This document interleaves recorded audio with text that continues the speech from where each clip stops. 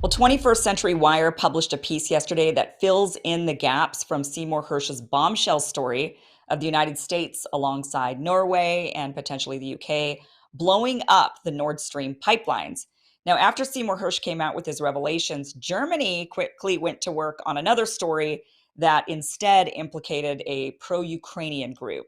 And then Hersh later came out with a follow up claiming that the Germans were covering up the real story. Well, here with us now is Patrick Henningsen. He's the founder of 21st Century Wire and host of TNT radio show. Patrick, welcome to the show. Great to be with you, Kim. Yeah, so this was a very deep dive that was published on your site. Freddie Patton did incredible work. This is deeper, I think, than definitely what Seymour Hersh even uncovered. So anyone who's really interested on what goes on with the Nord Stream pipeline, definitely recommend this read, but it's extensive. So let's start off first with, before we go into filling in the gaps that you guys have on your site, let's start off with Seymour Hersh's initial reporting, what he claimed from his sources happened with the Nord Stream pipeline. So kind of just give us a quick overview, just like to refresh our memories.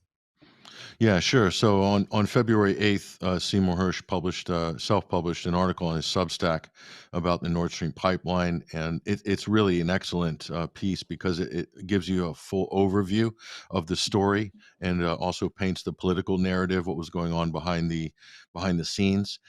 There's some technical things that he's revealed as well, and so he has his sources, and his sources can stand on his own credibility as a journalist over his length of his career.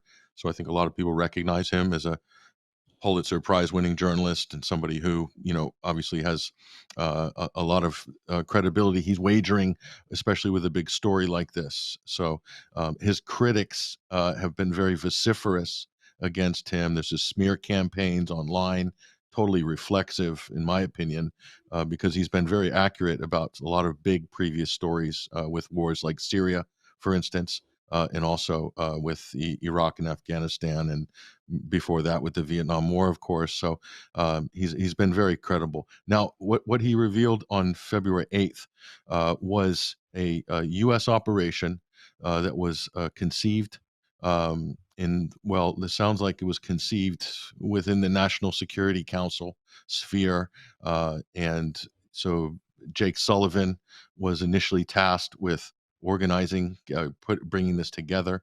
And so this members of the U.S. Treasury, the Central Intelligence Agency, the State Department had the initial meeting, as was described in Hersh's article. They came up with a plan to put an end to the Nord Stream pipeline. And so you have to remember this is something that President Biden himself let slip, intentionally or not. And there might be a reason for that, actually, which is interesting. In February of 2022, during the press conference there, and he said, answered the press, asked him point blank, how are you going to stop the Nord Stream pipeline if your ally, it's Germany's joint infrastructure project? And Biden says, we'll put an end to it. Victoria Nuland echoed more or less a similar threat not long after that. So, there's two high-ranking U.S. officials there. So Hersh identified a diving center, a Navy training center in Panama City, Florida, and he said that they used Navy divers, and because it was the type of operation it would be able to evade direct congressional oversight. That's my impression of Hersh's article, but there's a lot of different ways you can do that through JSOC and through other covert operations. So this was CIA-led operation, and it's a credible storyline because the CIA have done deep sea underwater sabotage, or for instance, Operation Ivy Bells, 1971. That was a CIA-led operation with Navy SEAL divers to tap an underwater a cable for communications, a Soviet cable, and that was in northeast of Vladivostok, in that part of the far east Russia. So it does add up. There's pedigree there. There's form. Navy SEALs work with the CIA underwater demolition teams. There's a lot of pedigree for this. So that's more or less what Hersh said the operation was set up as. And then he said that under the cover of Baltops, the annual NATO drill, multi-national drill in the Baltic Sea called Baltops 22 in June of 2022. That was the cover for laying the explosives, C4 explosives, shape charges or whatever on the pipelines. And he didn't specifically say how many they targeted, but we knew that 3 out of 4 blew up eventually in Hmm. September. So they initially wanted to detonate them, according to Hersh, the days after, but they felt the White House was panicking, U.S. command was panicking because it would be too soon after the NATO drill. So they came up with another solution, which was to have a delay, and so that they could detonate it on demand. What they would do is send a naval plane over the area, drop a sonar buoy into the water, and that would trigger the timer, which would then eventually lead to the detonation of the explosives. And so supposedly this is what happened on September 26th in the fall of 2022. And so that's Okay. the Nordstream pipeline attack. So that's what Seymour Hersh has kind of put out. This is just a real boiled down explanation Right. of it. There's a lot more detail in there on his And there's side. a lot of corroborating evidence to this. I mean, we have one of the UK MPs saying, "Thank you, USA," in a tweet with the image of the Nord Stream pipeline being blown up. We have Liz That was Truss, the the former Polish. prime That minister. was Oh, that was the Polish, that was right, the Polish MP. Anne Applebaum's Right. husband. Right, that's right. The UK prime minister at the time, Liz Truss, who's no longer the prime, she's a former prime minister, but at the time she sent a text message, right, to Antony Blinken saying it's done shortly after the pipeline was blown up. So there's some corroborating evidence there. There's a lot of, you always have to think of who would be the usual suspects who could pull off something like this. But the Germans came out with a contrary storyline. Interestingly, that Seymour Hersh is saying this is a cover up. He then wrote a piece saying this is a cover up.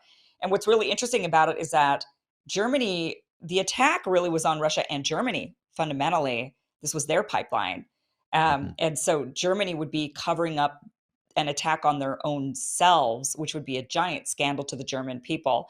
But can you walk us through what the Germans came out with and said, "Oh no, Seymour Hersh is not correct. It's something else. This is what it is according to our investigation." What were they saying?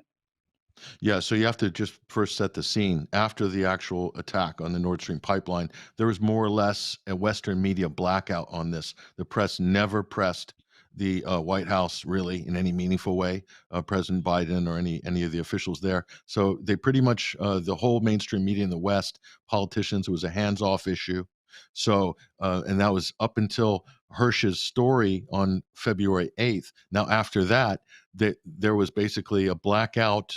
Even the New York Times itself didn't publish anything about Hersh's revelations.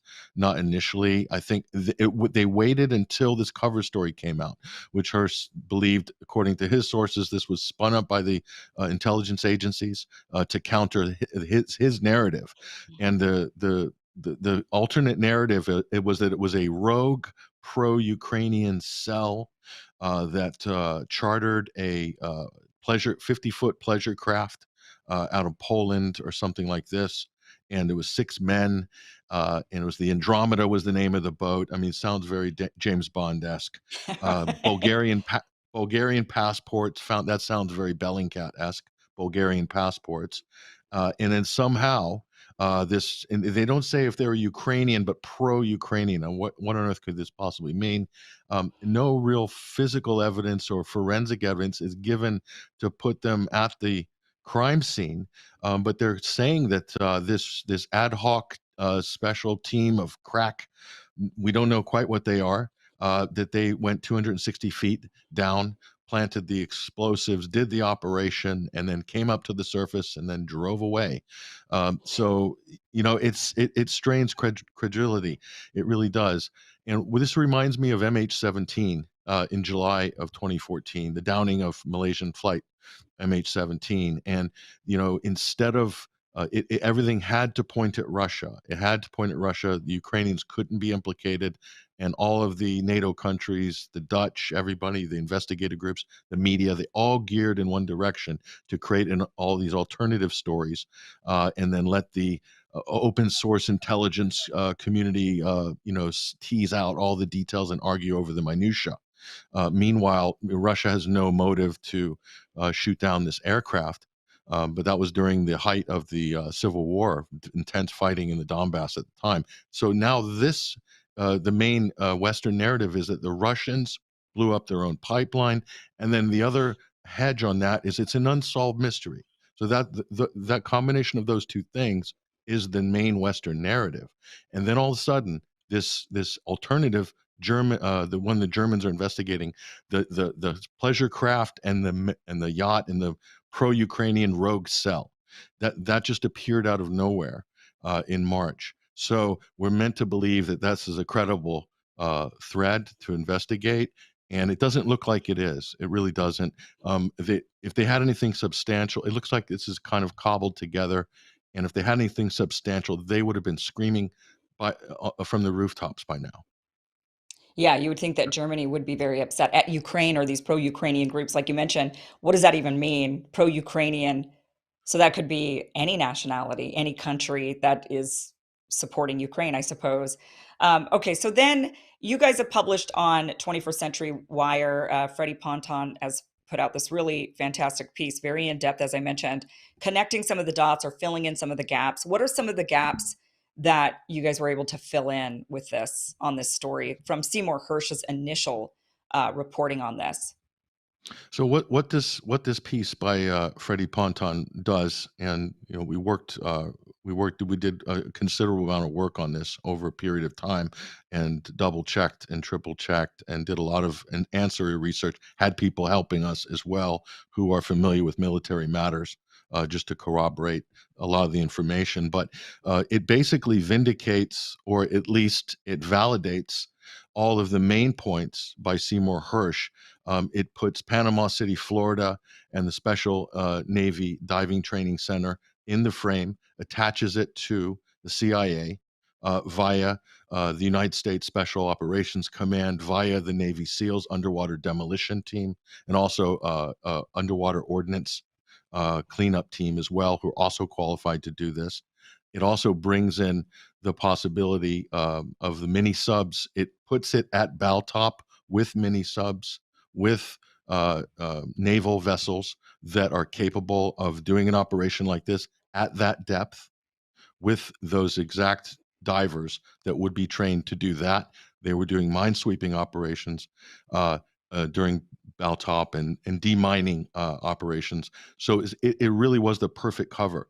But it also brings in Norway, and Norway as a logistics partner for this operation. And I do believe that Hersh is probably, I believe in one of in his report, he's saying that some of this was not leaked, but it made aware that there would be activity going on underwater, and that Sweden and Denmark, elements of the intelligence service there, were made aware of it, so that if anything was detected, it wouldn't go too far up the chain and cause a political incident. Norway, as the NATO partner, absolutely has all of the communications and the Joint Fusion Center working with NATO, working with United States Special Operations Command, based out of, and the other units based out of Norfolk, Virginia, and the NATO Command and Control Centers in Europe that there would be partnering with. Norway having a brand new center. So they would have been running logistics, could have had likely compartmentalized communications to keep this operation within Baltops off the radar, as it were. All of these are possible, and we've assembled the evidence to show how it's very possible that all of this could have been very easily managed with the equipment that's available, that and the contractors supplying the mini subs that have and either multiple subs, either the dry environment, dry submersible subs, or other potential models as well, all within the under the umbrella of United States Special Operations Command, JSOC. could have very easily have deployed the divers, Navy SEALs, most likely, managed and run point by the CIA. It's all very plausible. So all the things that Seymour Hersh, his main points, are validated by the forensic evidence with around Baltop, and we've assembled that evidence and given the readers an opportunity to look at the main candidates in terms of sea vessels, divers, and also command structures, and also mini submarines within that Mhm. rubric of Baltop. So that is you can confirm a lot of the things that Hersh came out with, and it really helps to fill in the gaps in technical gaps in his story. And the other thing is it shows the means, the motive, and the opportunity. And the motive is European energy. We can get onto that Right. in a bit. Yeah, so it sounds to me like, you know how there's those people that they watch a movie and then they can't help but to think, how is this even possible? And they're starting, I watch a movie and I just think, well, it's a movie. Maybe it doesn't make sense. It's not supposed to. It's a movie. But there are some people that really want to watch the movie and they want it to make sense. They say this isn't possible. This couldn't have happened. And what you've essentially done in this piece is, rather than the Germans' James Bond version that doesn't really make sense. And it's like, how is this plausible? What equipment? What pro-Ukrainian groups? All of these questions. They just say, enjoy the movie. Stop asking Yeah. questions. This is just the movie we're telling you. You've instead actually made this uh, real and said, okay, here's Seymour Hersh's movie that he put out there for us. And now here's exactly how it was done plausibly. Here's all the Mm. players, here's all the equipment, here's everything. So I think a lot of people would appreciate reading this because of that. There are a lot of people out there who want the details, who need the details, and I think we all need the details on this particular story in order to really call the powers that be to the carpet and hold them accountable for this type of disastrous idea, this disastrous policy or decision for them to make, this really terrible decision. I don't know who in their right mind thought this was a good idea. Right. And if the Germans get their hands on this and they start really piecing this together from reading this and thinking it through, there might be absolute outrage, and we might actually see a shift in really the sentiment about this war and the consequences of it, the consequences that have bled out, and really how we're actually at war. I mean, they're not willing to say it. NATO's not willing to declare it, but I think we all know it, that we're all in this war. So that's incredibly scary. So definitely, really good work there. Before I let you go, let's talk about that. The what you just mentioned, the reasons. Like, what would be, obviously this harms the Russians, but this also harms the Germans. So what would be the motivation there? Yeah, that's a good point. And before I address that, I just wanted to just clarify the British component, and that story about Liz Truss when she was prime minister for 44 days, the phone hacking incident. She sent the text message to Antony Blinken, U.S. Secretary of State, saying it's done right after the attack on Nordstream. So Britain had the dry combat submersible subs ready to go. They had a contract also with, or they had the coordination already established, which we have in the article with United States Special Operations Command. That's confirmed.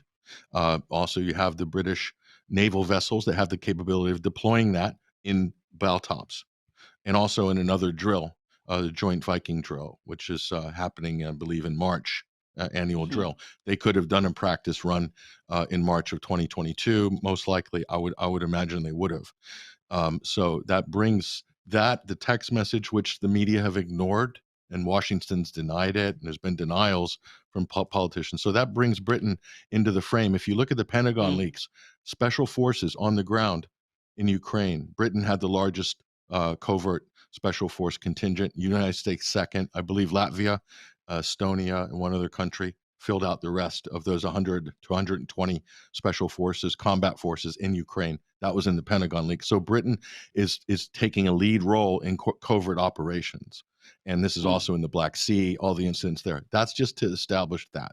So U.S., Norway, and Britain.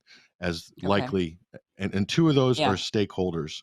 And though Germany would have been, I would imagine they would have been notified at the top level, maybe when Olaf Scholz was in Washington with Joe Biden, he would have been notified. They didn't give any statements on this since.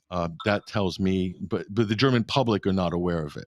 So as Hmm. you correctly said, Kim, if the German public became more aware of this, the duplicity of this story, it would have huge political ramifications within NATO and the support for the Ukrainian war effort. So Yeah. that said, who key bono, who benefits?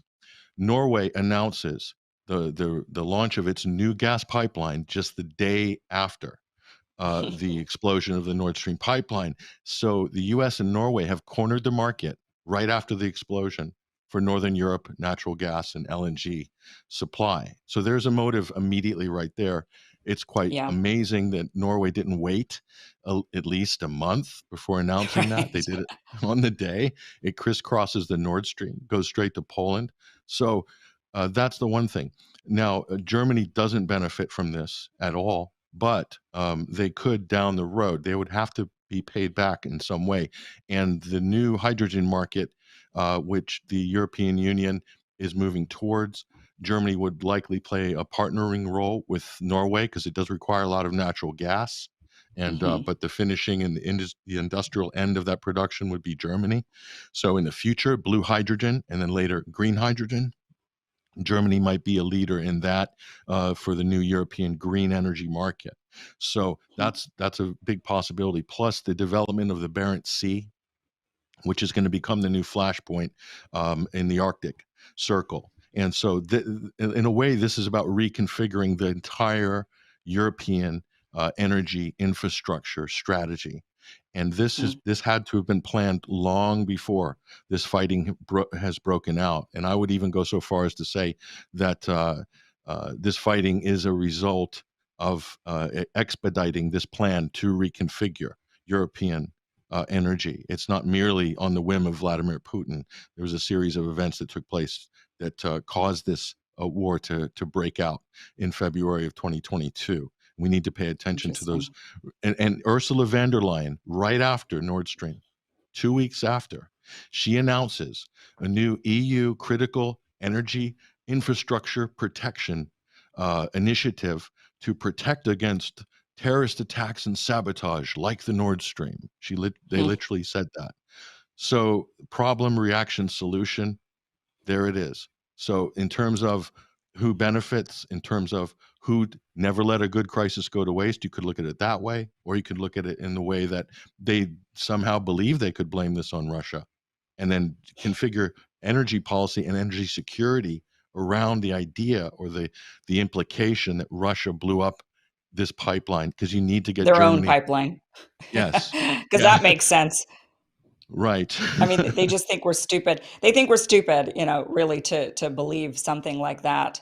Thank you so much for connecting these dots for us a bit, and filling in the gaps. I think with Seymour Hersh's initial reporting, um, definitely these gaps need to be filled in so that the people do take this story a bit more seriously. I'm not holding my breath for them to, but I think the more aware people are of it, then there's just going to come a time where they can't ignore it any longer. So, thank you I so think much, that Patrick. Yeah, go ahead. last thing, I think that the big fear is that this story will somehow die and get swept under the rug. And just by ignoring Seymour Hersh and smearing him, and then we just ignore the facts and move on in la la land of the unsolved Yeah. mystery paradigm. And what we're trying to do here is bring this story back to the forefront with more information, with more forensics, with more clues, and encourage other journalists to now take our research and go further with it. We will have a part two of this article that will be coming out very shortly to explain some of the other aspects of it in more detail. Wow. Patrick Henningsen, thank you so much for joining us, founder of 21st Century Wire and also host of TNT Radio. You could go to the site 21st Century Wire. That is where you can read the piece, but the link is down below. So, Patrick, thank you so much for joining us. Thank you, Kim.